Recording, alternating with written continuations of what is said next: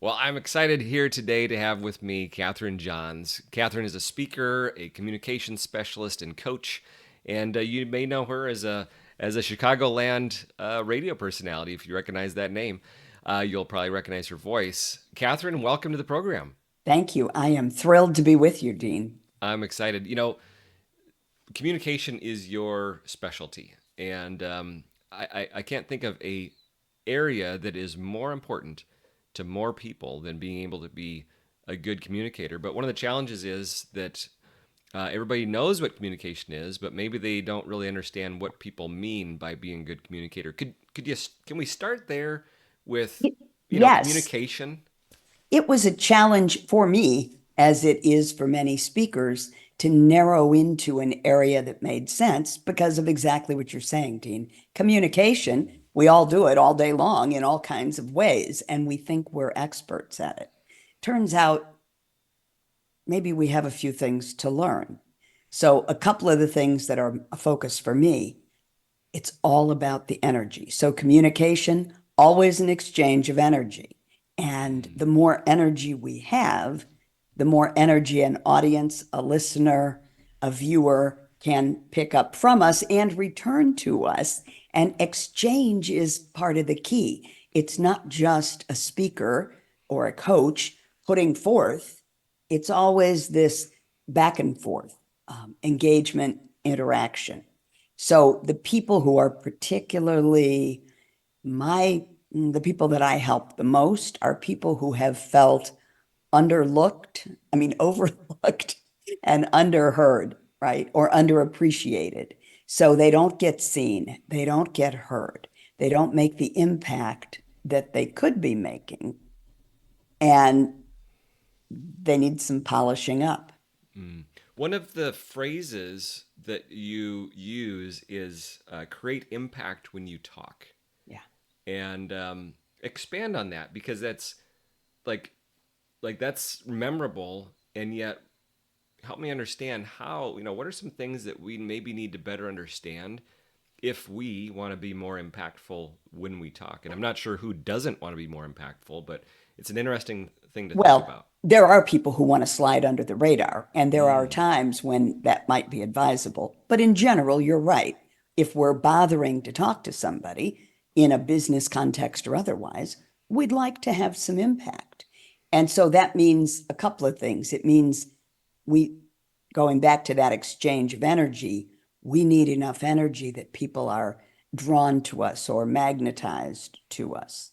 And we need the words to say that make sense and that resonate with people. And we need to say them in a way that we can be seen and heard and appreciated. So, might help to give you an example of a recent online workshop I did. It was for R&D people at a consumer packaged good company. So they're people with a lot of technical skill, a lot of scientists, some math experts, some even social scientists, people who have studied buyer psychology and that kind of thing. so a real Now, boisterous group. exactly where I'm going. And they need to communicate with marketers, salespeople, and customers. Who are those more boisterous people? And so the challenge for the more low key sorts is how to make themselves heard and seen and how to have an impact with their message. A lot of that has to do with their physicality and the way they use their voice. And what they said after this session was over was a couple of things that give you the whole key to what I do as a speaker. We've never had that much engagement in a group that size. It was virtual, right? I was here in Chicago and they were all around the East Coast for the most part, but tons of engagement. That was important. The interaction was magnified and a learning opportunity.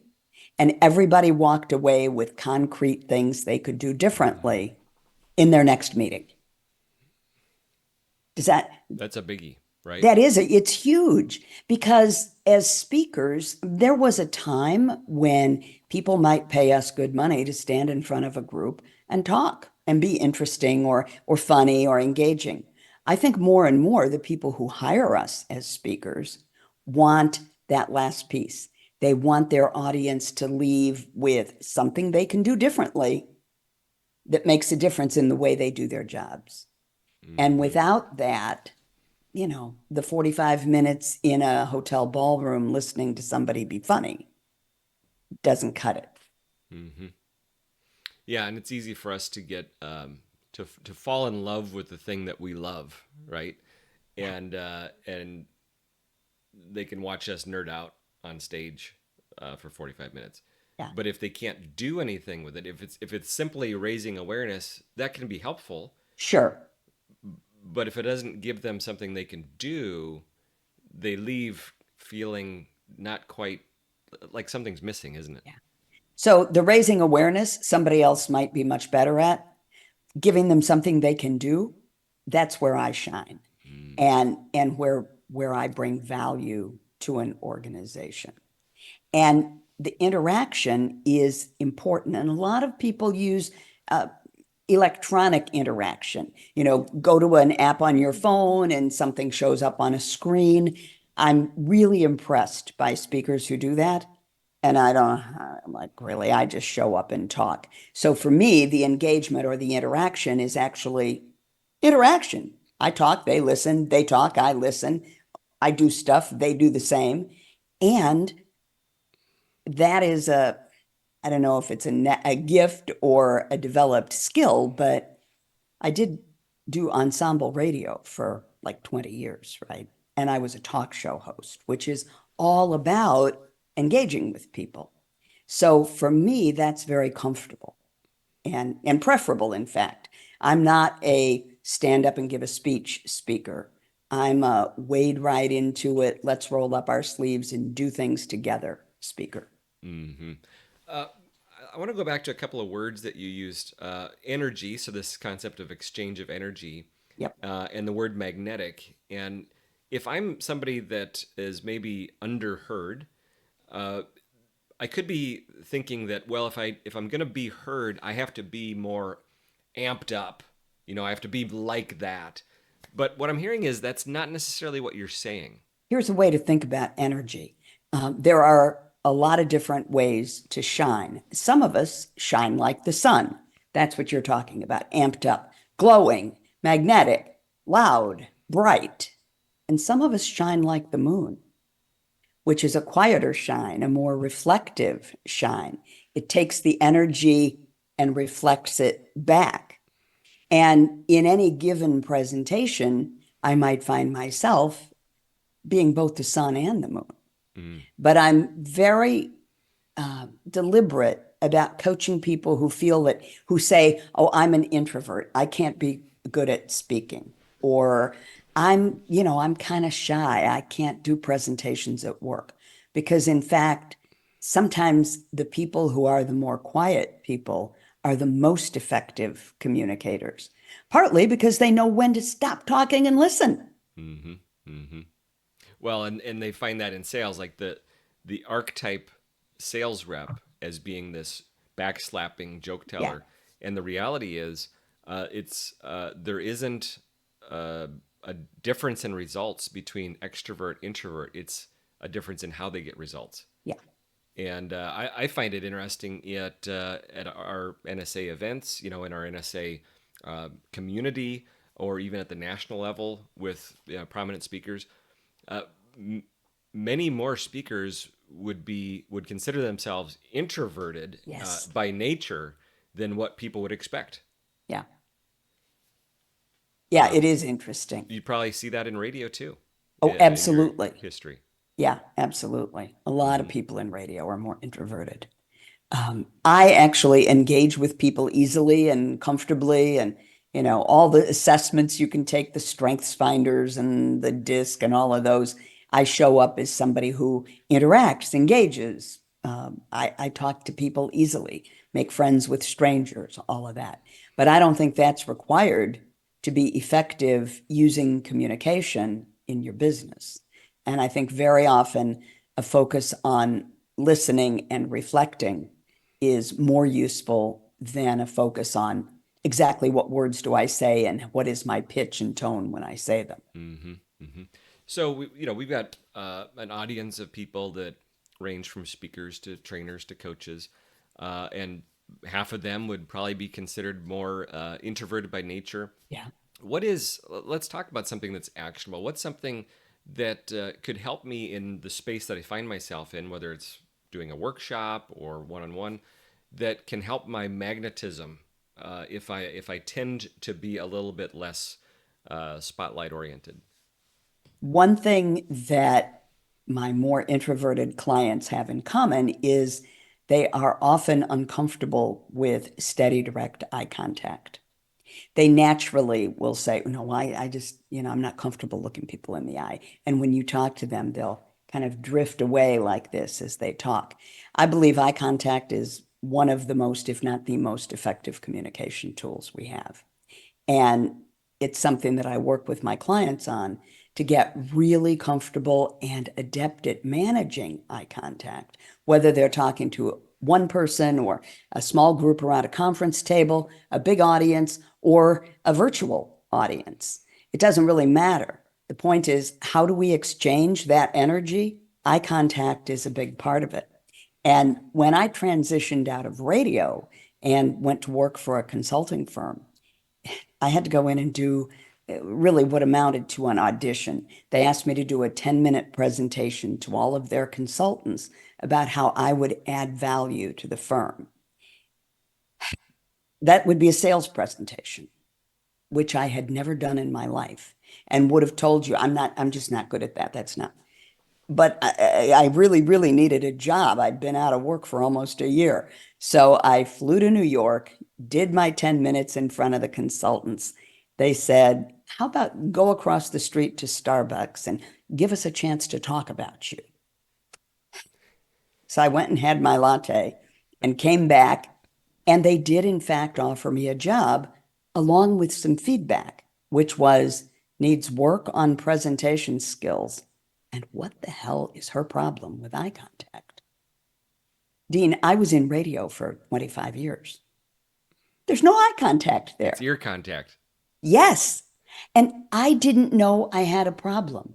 If you would have asked me, is eye contact uncomfortable with you? I would have said no. But in fact, it was really hard for me, especially in front of a room full of people, some of whom I could tell were kind of skeptical. And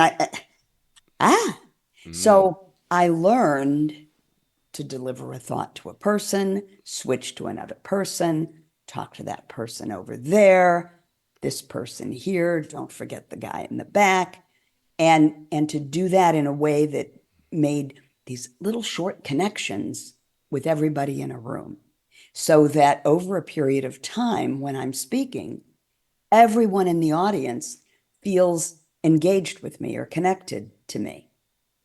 And sometimes you'll catch people, I bet you've run into this yourself, where somebody is checking their cell phone, right? Because everybody's got their cell phone with them, and you're talking and you think you're being really interesting, and then you look out and you're looking at the top of somebody's head.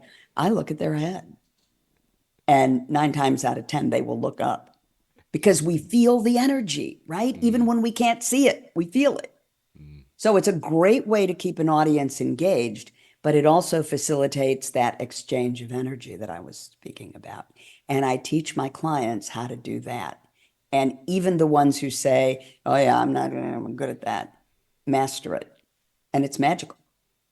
That's great insight and so powerful because it's easy for us to overlook and not be aware. I mean, it's hard to, when you're inside the jar, you can't see the label outside the jar. And so Yeah.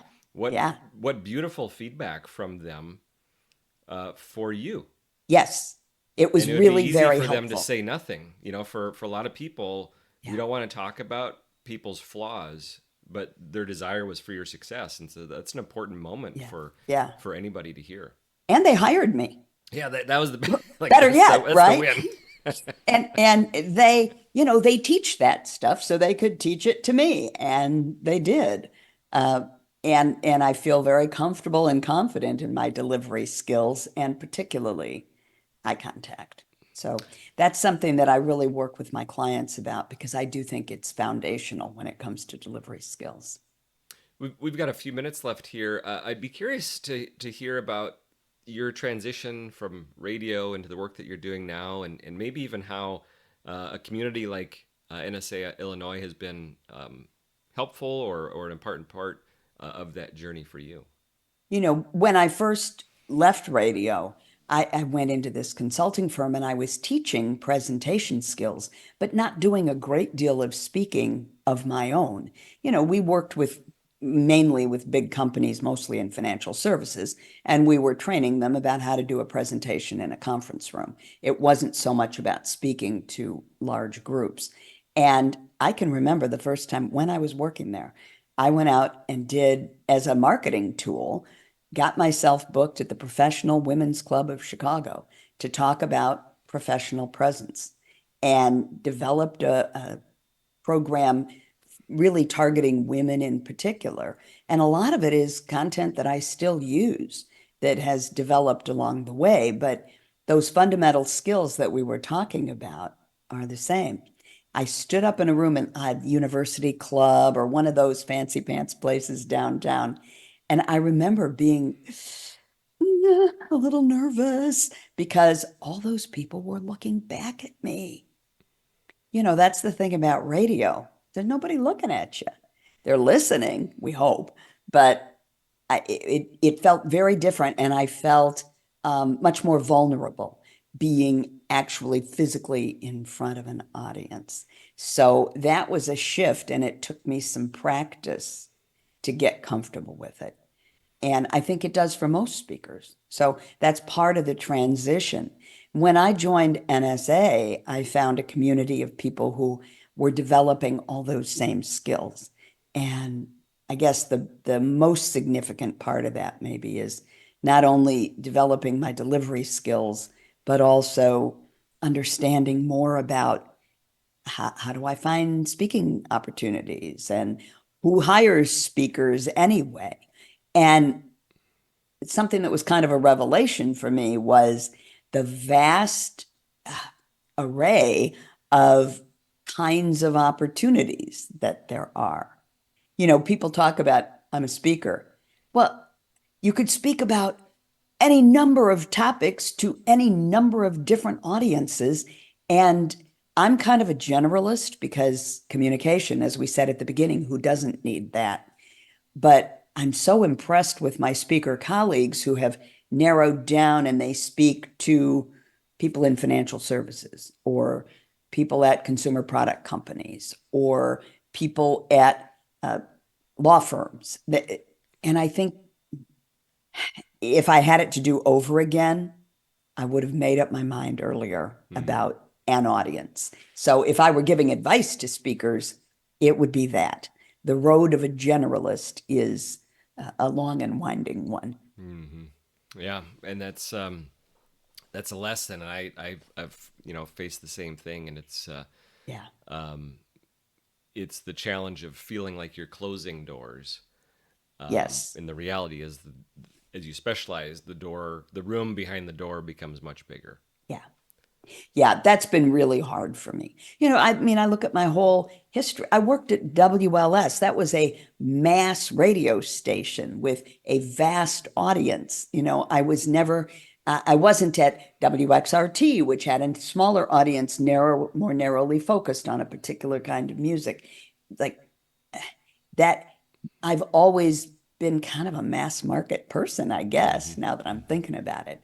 And I'm not sure that has served me. In fact, I'm sure it hasn't served me well as a speaker. So I would pitch myself today as a communication specialist because that is a specialty.